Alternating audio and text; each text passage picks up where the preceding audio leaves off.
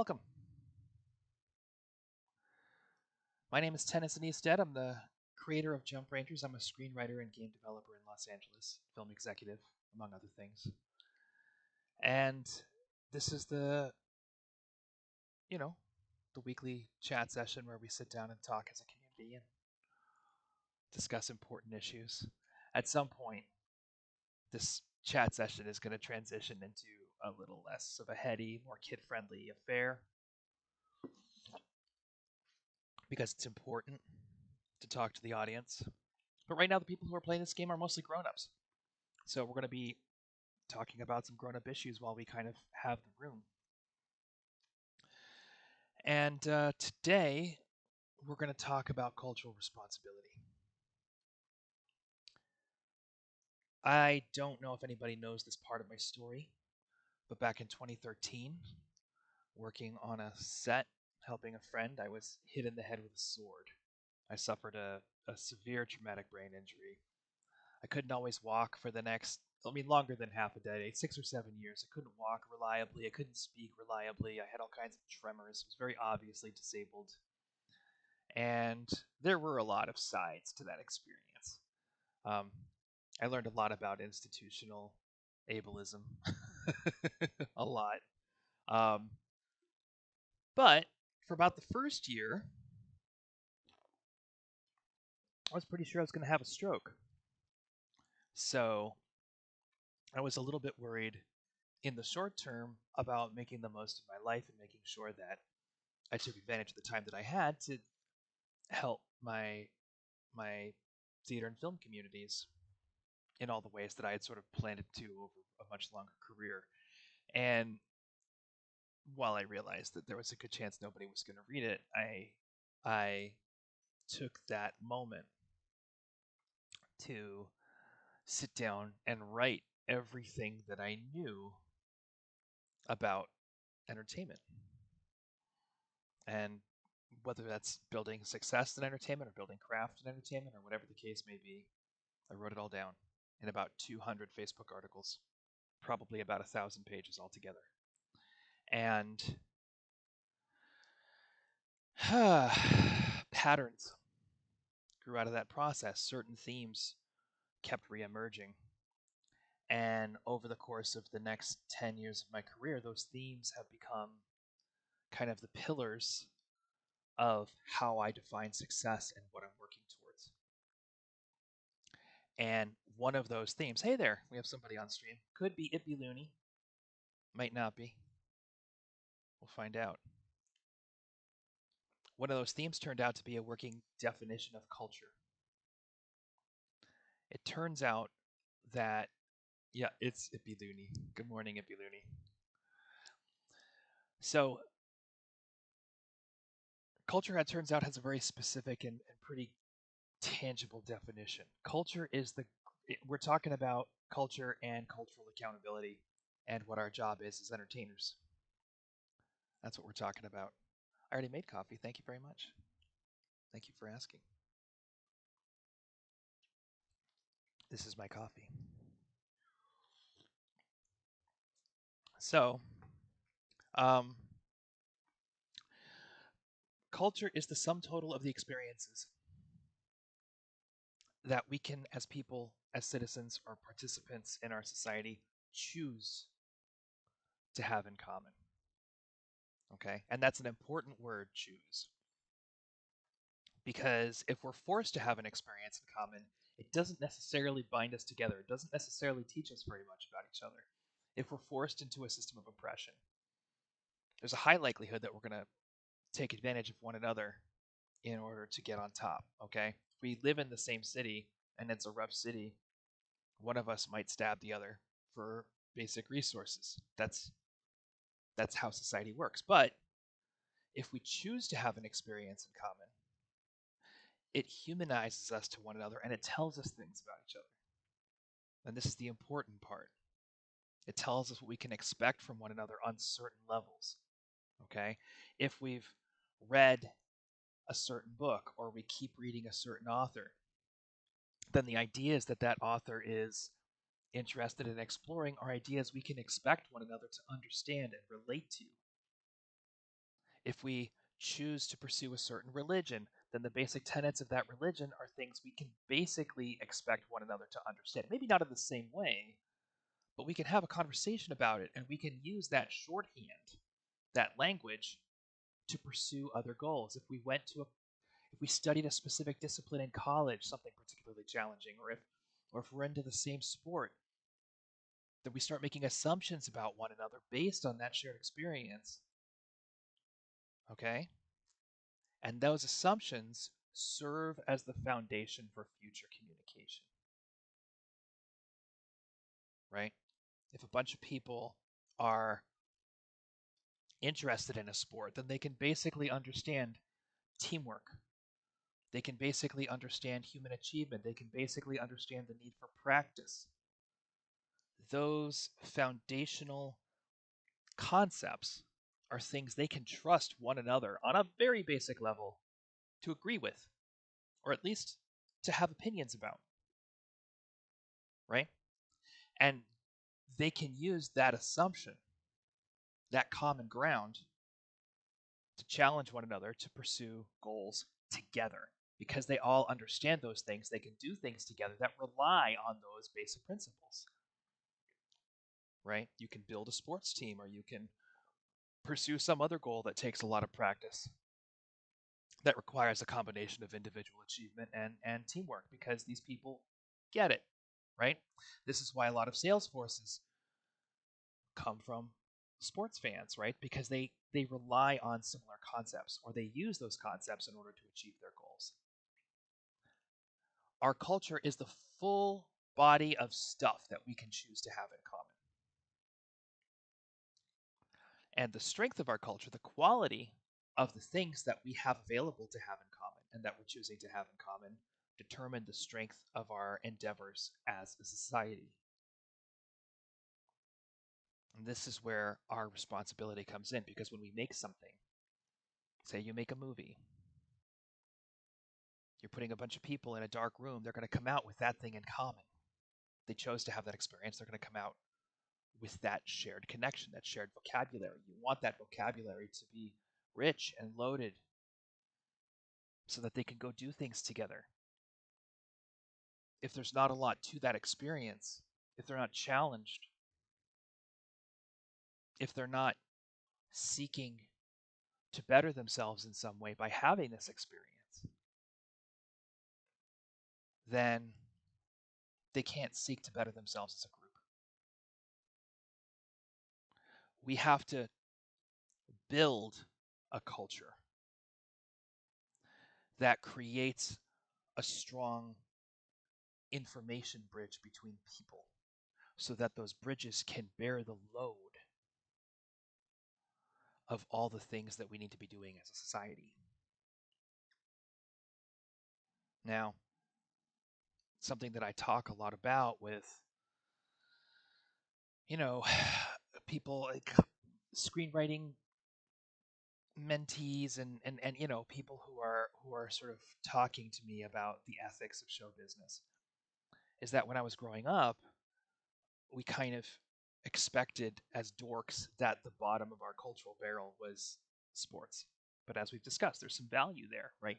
People who are into sports celebrate human achievement, they celebrate teamwork, they celebrate practice. Our culture has become weaker because we have worked very hard to find more and more and more ways to appeal to everyone at the same time. So, part of doing that has been making content, building stories, building culture around the qualities that everybody has and that maybe don't serve us as well. You watch a lot of reality TV, and you have to ask yourself, what is this giving people to share in common? What is this giving people as a common ground? And a lot of it is voyeurism, and a lot of it is fascination with material wealth. Of course, we all experience these things, so it makes sense that the content would be popular, but it's encouraging people to build relationships on that basis. And you can't do as much with a relationship like that as you can with a relationship built on a shared fascination with, let's say, human achievement. It just can't go as far. So, so our willingness to bow to the desires of the audience is, in part, a denial of our own accountability when it comes to how entertainment works and what we should be doing with the responsibility and the resources that we're provided with. And we're paying the price. We're seeing it's been going on long enough that we're seeing the effects of this in our education system. We're seeing the effects of this in our policies as a nation. And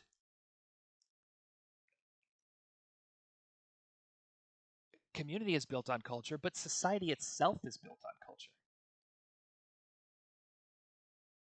Well, it's a hand in hand thing. At the end of the day, the question isn't which came first, the chicken or the egg. The question is how can we influence society by creating a stronger culture? How can we stop the problems that our nation is facing by building a culture that gives people the tools to communicate about them more effectively?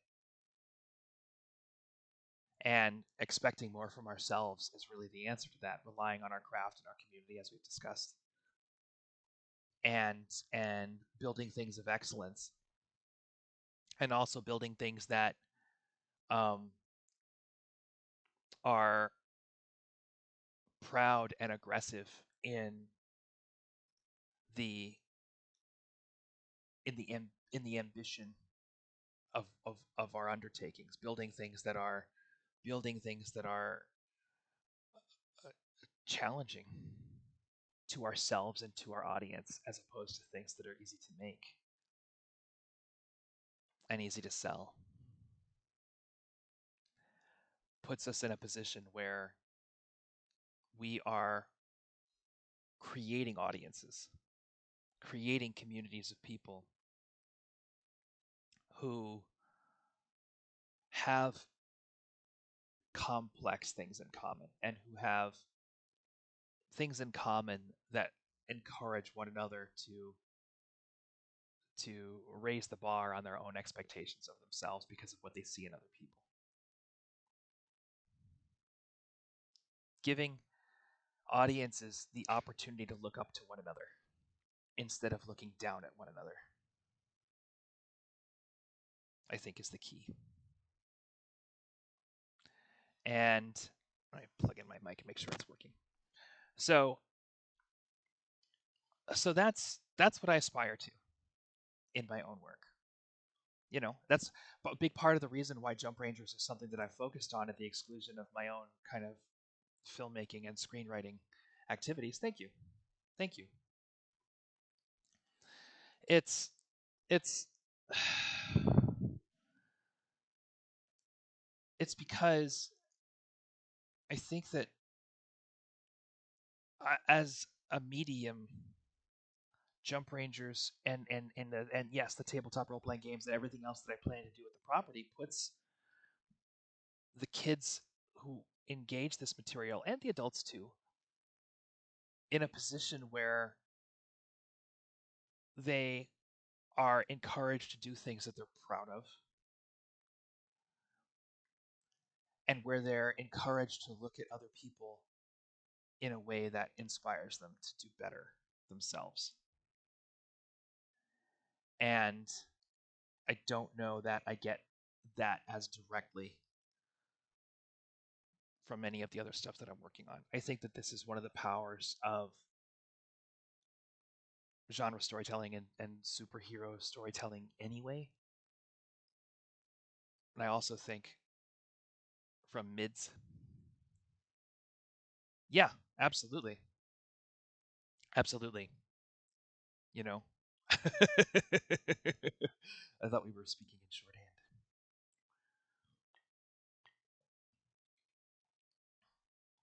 Well, kids kids have a natural tendency to look up to people around them for obvious reasons. Physically they're shorter. It's yes, it sounds like a metaphor, but it's not. Like kids have a natural tendency to, on the one hand, um, embrace and celebrate new things and discovery and the opportunity to get to know other people, and at the same time, kids will also tell you very quickly when they think you're wrong, or when um, or when they think you're lying, or when you're just not making sense. Kids haven't learned to rationalize things. Hey, Steve Kane. Welcome to the Jump Rangers channel. Yes, we are doing well. We are doing well. So, did you just have you been listening in? Have you been following the conversation?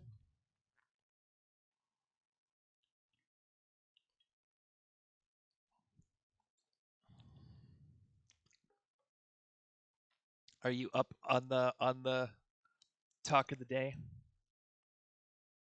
Oh, okay. All right. So the basic gist of this conversation is that over the course of dealing with my brain injury, I think I've said this to you before. I wrote down a lot of things about what I knew about show business because I didn't know if I was going to be around to share that information with the people around me. And there were some patterns that emerged. One of those patterns is a definition of culture, which is the idea that our culture is the totality of the things that we can choose to have in common. And that's important because if we're forced into an experience together, if we're oppressed in some way, or we live in the same city, it doesn't necessarily build a bond between us.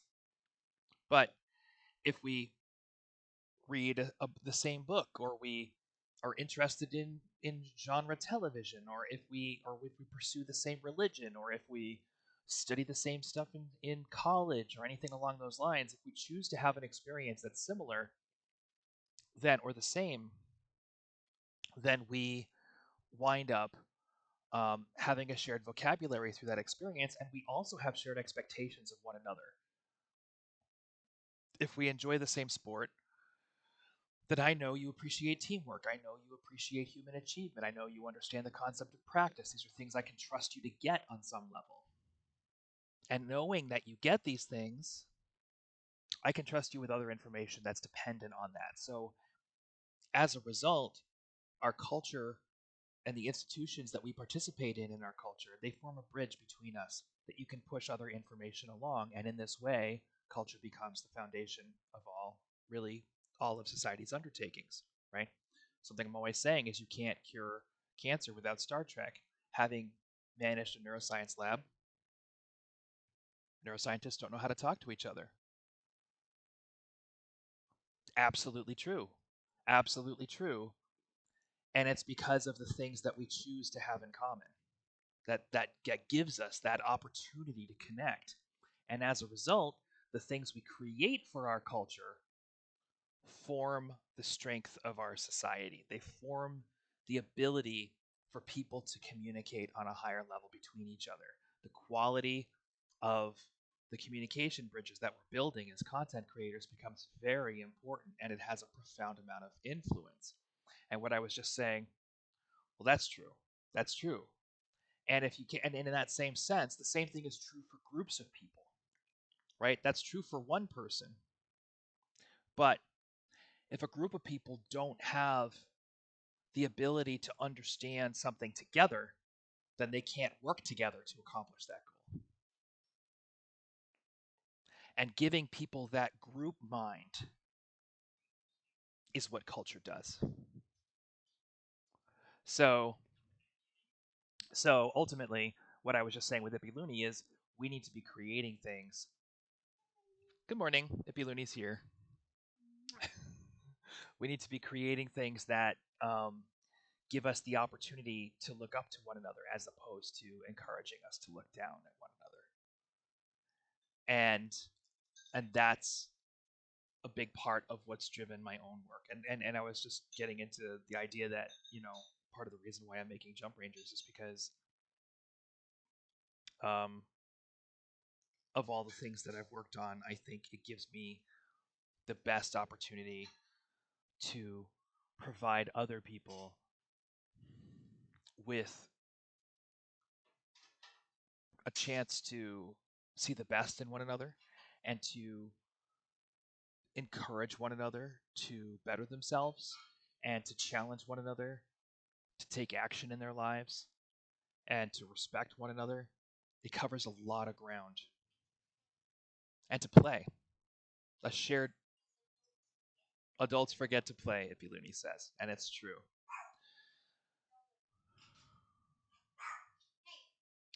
You know, it's true, and sometimes I think people in power do that, but I also think that systems of power trick you. You know, I've come to understand personally power as an addiction. And that's because I grew up with addicts. And when we were seeing the Black Lives Matter protests during the pandemic and when we were seeing people's reactions to that, it just finally clicked in my brain that the the rationalizations that we were seeing from a lot of white Americans are exactly the same rationalizations that my mom would use about her booze. It was just, I'm not as racist as the other person. I only took this much. I can quit anytime I want, blah blah blah. It was all that same those same patterns of speech, and that's when I was just like, it's literally just an addiction. So I think a lot of people in power aren't consciously subverting other people. I think that they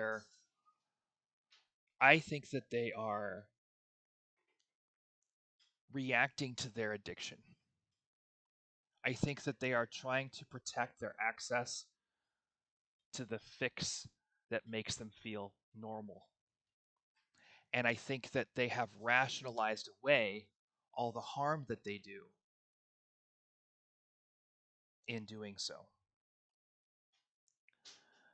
And, you know, this is part of why I'm slow to trust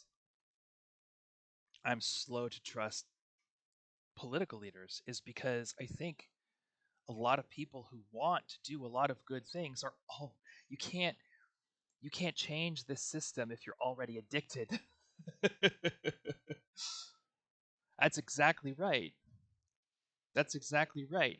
And the truth is everyone's addicted to power, just in the same way that everyone's a racist. Or at least every white person certainly is a racist because we have been exposed to these systems and we have grown desensitized on some level to the benefits that we get. We have learned to rationalize our place in the system. And even if you think you're being conscious about how you do that, you're going to consistently find ways that you're not and that it's slipped past you. And that's what racism is. That's what institutional racism is taking advantage of other people in systemic ways. You know, in order to oh, I'm scaring the dog by tapping the desk. So, in order to overcome that, and I'm not convinced anybody's free of addiction to power. I'm not. But you at least need people who are conscious of that addiction and who are actively building practices to manage that addiction. We have to treat ourselves like addicts and we have to understand our impulses the way a recovering addict understands their impulses. We have to look at our own behavior and say, was that the addiction?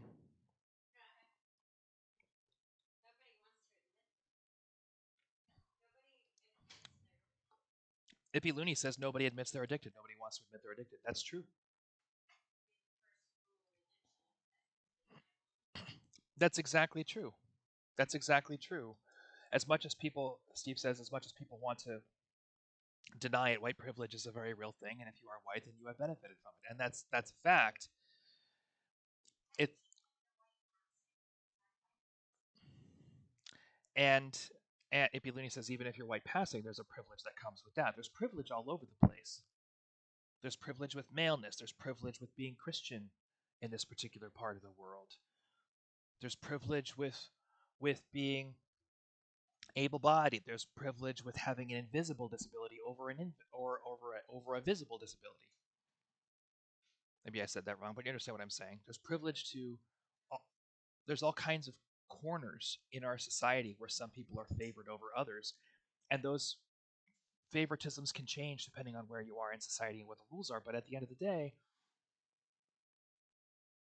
the fact that we exist in these systems makes us protective of them inherently, just in the same way that someone is protective of their chemical dependencies.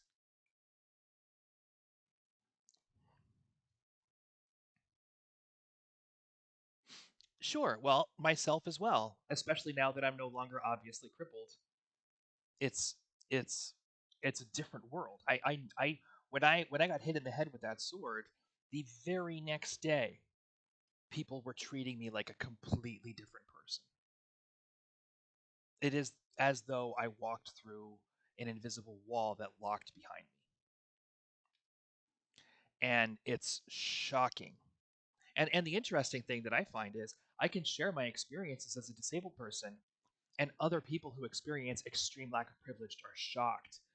If I start telling people of color or women that I was abused at the grocery store every single time I went in there, or that, or the things that would happen to me on the street on a daily basis, the normal things, not even the shocking things, but just the everyday stuff that I had to get used to and learn to expect.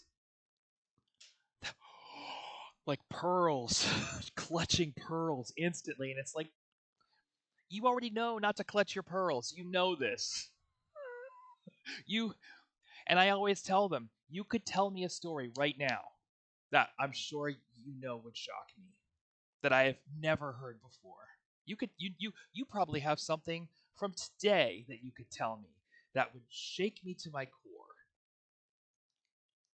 So don't be shaken. You already know this stuff is out there. And part of the interesting thing about um, intersectionality in terms of how we deal with systems of power is how sheltered we are from one another's experiences, and how we just kind of assume that nobody else is dealing with the the aggressive and dangerous aspects of these systems of power. We kind of it because the systems of power isolate us and they tell us that we're alone. That's part of the trick. So we believe it at a certain point when we're not surrounded by people in our own community, in the disabled community or the black community or the whatever, the the feminist community, whatever the case may be, when we're not surrounded by those people who are reaffirming our experiences, we assume that other people don't have the same or similar um, understanding of those systems of power. And it was always mind blowing to me how readily that would present itself, because I mean I would just tell a story that I thought was perfect. How are you? Well, I just took a soda can to the head, so I'm a little dazed. What? What? Well, someone threw a soda can at me. I'm a cripple. What do you expect? Like that's what you do with cripples in this society. Yeah. And it's like, well, I mean, you had to be careful walking to work. So do I. Maybe not in exactly the same way,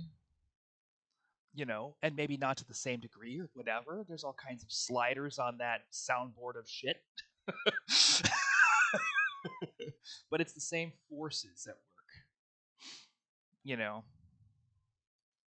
And part of this is a cultural thing. Part of what empowers us to dismantle these systems of power, and this is a big part of what Jump Rangers is about, really, is understanding that having a shared cultural understanding that the authority figures around us don't necessarily have it right, and that we are the authority figures. That's the thing that I love. The mental health issues, and those are very invisible and stigmatized for quite a long time. Absolutely true. Absolutely true. And the more people learn to trust that, or the more people learn to accept, I would say, that they are the authority in their own experience and that they have the power to lead, and the more that they learn to trust the people around them to have that same outlook, I think the more we're going to get done in terms of repairing our culture. That's the thing I think that Jump Rangers really delivers more than anything else is leadership. It teaches kids right out of the gate, like, you're a leader, go get it. Don't wait for permission.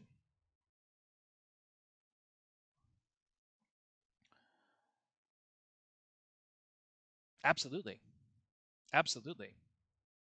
And there's sectors of the community that are experiencing those risks in a different way. And the interesting thing is those communities are kept isolated from one another because the systems of power don't benefit from building communication between them.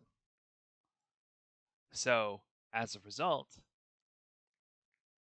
money has a natural tendency, a very natural tendency, to keep those conversations separate and distinct. And as a result, and this is not to say that people's experiences aren't separate and distinct,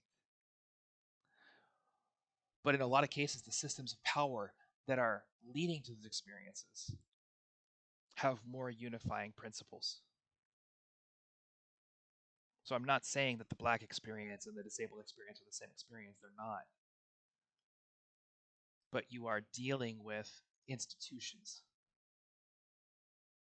you know, and this is kind of what the whole idea of intersectionality is about. Like, for example, the institution of healthcare has a huge impact on the black experience. There's a lot of information out there right now. Cloak and Dagger deals with the different types and ways that privilege applies. I found interesting. I have not seen that show. I admit it. but but it's always good when um, when these kinds of subjects are grappled with, and at the same time, we also have to remember that any institution is being run by people who are addicted to power because we're all addicted to power. And so the ideas around what can we tackle, what's safe, where's the line, even that inherent conversation of quote unquote, where's the line that we can't cross,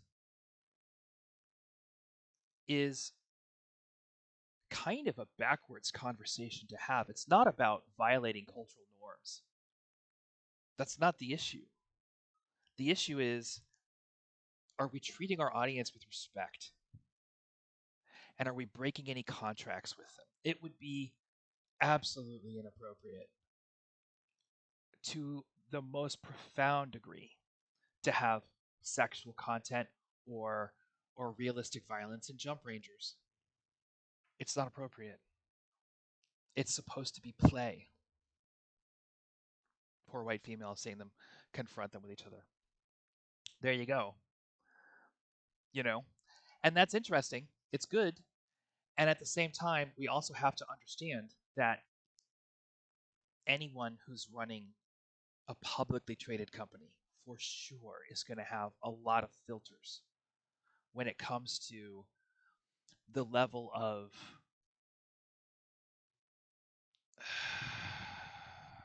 innovation with which they grapple these issues. Because if you're running a publicly traded company and you're creating products, you need to create products that people are expecting. You need the stock to go up. You need more people to want to buy the company this year than last year. So as a result, you're listening to that audience and you're looking at the trends and you're saying, where is this going, where is that going, and how can we show the audience that we're on their side? But you're not going to necessarily create something that like challenges them or reshapes the culture. You're still taking your lead from the audience, and ultimately part of what I hope to do in my career is provide leadership, to provide people with the opportunity to rely.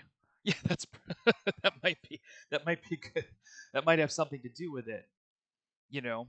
And it's also why we see back and forth so much whiplash when it comes to releasing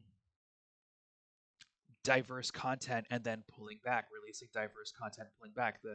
The production of a Black Batwoman movie at Warner Brothers and then the cancellation of it before it was released.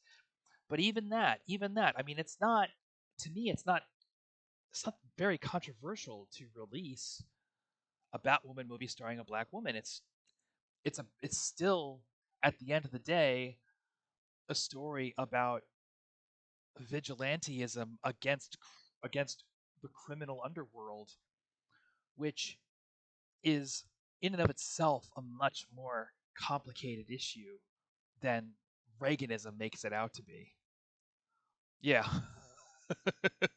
That's right. That's right. So, when you break it all down and you build it all out, it becomes a question of what are we doing when we send people. Yes, absolutely. Well, Warner Brothers went through a major management change, and the people running the company now are um, Heritage Foundation conservatives.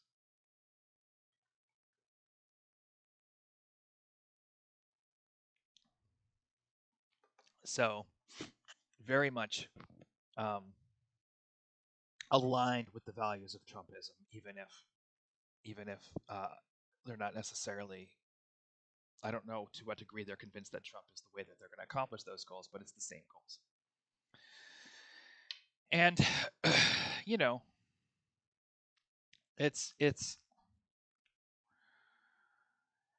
it takes it takes a lot of work and it takes a lot of commitment to create when you're sending people into that dark room to watch something and come out as an audience. You want to give them something to have in common that equips them to live in this world more effectively.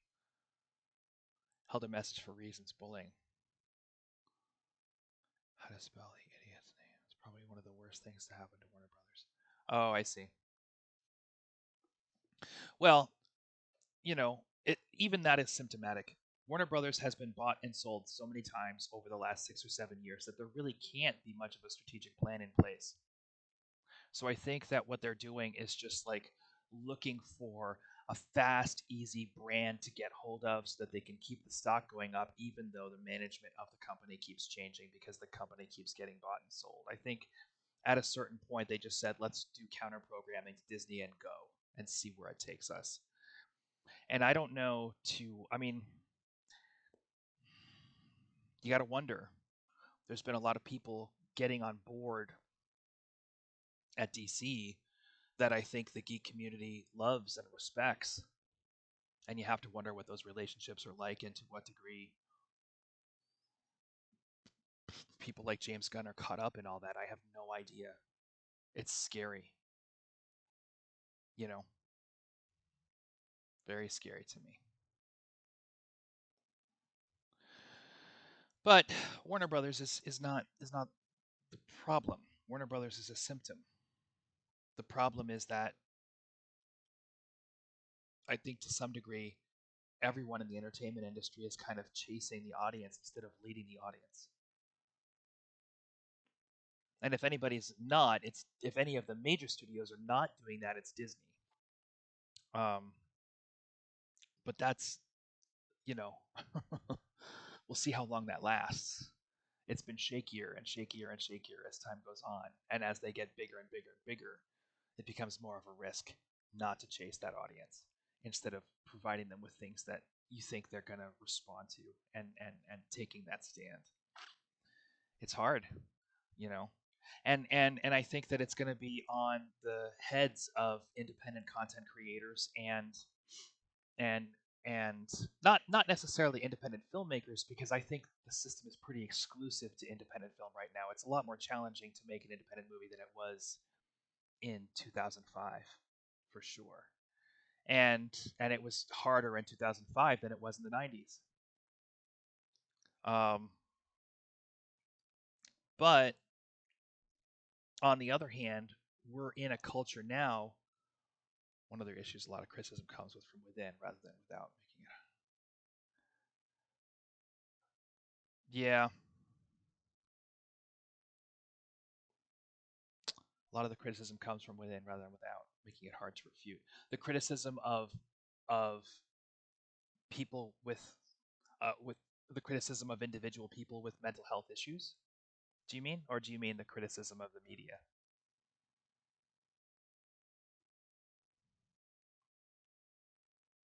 Are you talking about how the mental health industry talks about people with mental health, or are you talking about how the mental health industry talks about the culture at large? That's okay. I'm just asking. I'm just asking for clarification.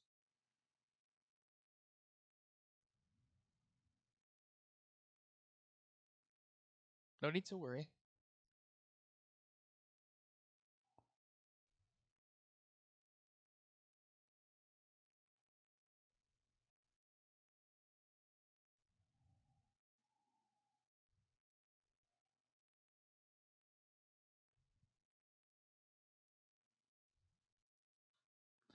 Due to my depression, it makes it hard. Oh, I see what you mean. I see what you mean. Yeah. Well, I think our culture helps with that too. I think that if the people around you have a strong vocabulary that you connect with, and you trust them to express complex ideas, it becomes a lot easier to receive support with complicated issues, right? Whereas if we're all just kind of like sharing stories out of reality television and underwritten television shows and shows that are basically created to appeal to as many people as possible with as little resistance as possible, what we end up appealing to ultimately are the things we all have in common, which is kind of like the dark side a little bit. If all that we can talk to one another about is how bad things are and how worthless people are, if that's all. Yeah, even Facebook just pumping endless bad news at people through the algorithm to try and get them to click, right? If all the stories that we're sharing are about how hopeless things are because we all feel hopelessness and they know that they can get us to connect with that content. If that's all we trust one another to express, then how the hell is anybody supposed to find support or help? It can't be done. But if we're sharing content, I mean, the whole reason you're here talking with me about this stuff is because we have a basis, a cultural basis for communication. There's certain things that I've been involved in, and you know what those things are about and how they work, and what ideas are trafficked and what vocabulary is trafficked and what people are capable of in that sphere. Yes, absolutely. And it's not new. It's been a downward trend over the course of the last several years. Why do you think Duck Dynasty was so popular? We didn't necessarily have social media algorithms working us to the bone like we do today, but it was still, an opportunity to sit back and feel superior to someone else. And that was the thing that connected people in that medium. When you put people in a dark room to watch Duck Dynasty and they come back out, that's what they have in common, is a feeling of superiority and a willingness to like poke fun at other people. How's that helpful? As a foundation for our culture, what is that contributing other than less of a foundation? You know,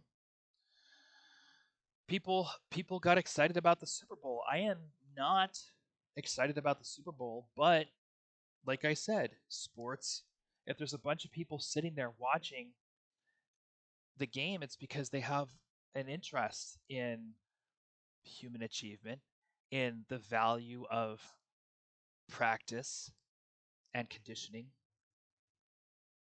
They like seeing people succeed at things. That's all good stuff. I'm not going to badmouth the event because I think it brings something good, you know.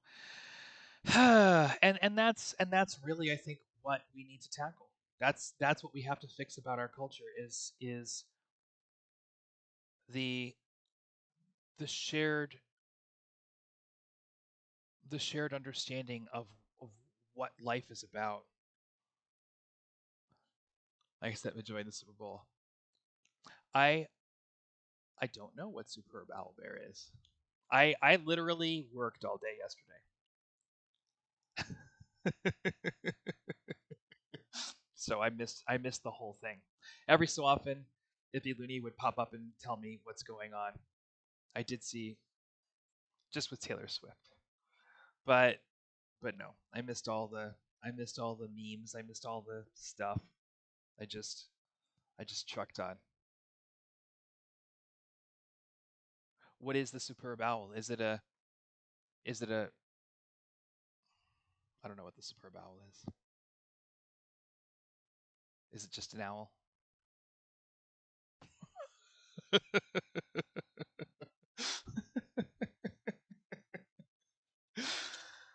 Oh my goodness. Oh, I see. I see. I see. I see. I see. Ah, there you go. Yeah, I missed it. Superb Owl is Super Bowl, but move the B. There you go. Ah, I don't know. I think I just needed to get all this stuff off my chest before I start the week. So that's what I had to talk about today. I am going to be running a new Jump Rangers game at 2 p.m. It's called The Rookies. It's going to be starring right now Liz Ransdell, famed writer of My Boyfriend is a Shark, the comic, and a number of other fantastic things, and Buster the Destroyer, who is a relentlessly positive and fun member of the Star Citizen community. It's going to be right here. Adopt an owlbear cub. Oh, I see. I see. So you brought it all back to Baldur's Gate. Nicely done. Well done. I still haven't played Baldur's Gate. I really should. I have a complicated relationship with Dungeons and Dragons, but we'll talk about that another time.